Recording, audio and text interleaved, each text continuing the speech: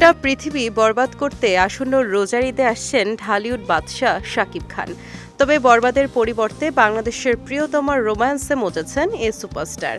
দর্শকরাও বেশ উচ্ছ্বসিত শাকিব ইথিকার রসায়ন দেখে। আর এর সবই ঘটেছে বরবাদ সিনেমার গান দ্বিধায়।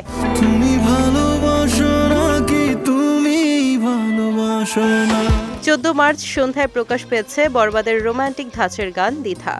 কখনো বুঝি তোমায় কখনো বুঝি না শিরোনামের গানটি প্রযোজনা সংস্থা রিয়েল এনার্জি প্রোডাকশনের ফেসবুক পেজ থেকে অন্তর্জালে মুক্তি দেওয়া হয়েছে।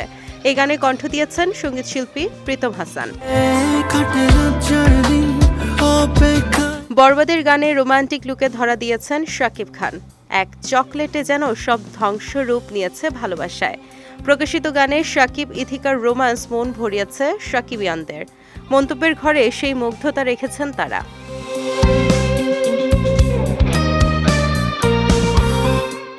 এর আগে অর্থাৎ 27 ফেব্রুয়ারি সন্ধ্যায় প্রকাশ পায় বরবাদের টিজার।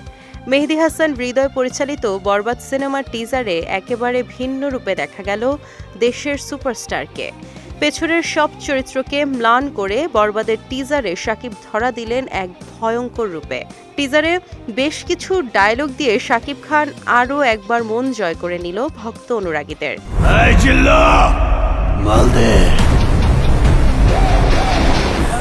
বরবাদ সিনেমা হতে চলেছে ঢালিউড ইন্ডাস্ট্রির সবচেয়ে ব্যয়বহুল সিনেমা। তুফান সিনেমার পর এই সিনেমাতেও গ্যাংস্টার রূপে ধরা দিয়েছেন শাকিব খান। সিনেমার কেন্দ্রীয় চরিত্রে রয়েছেন শাকিব ও ইথিকা।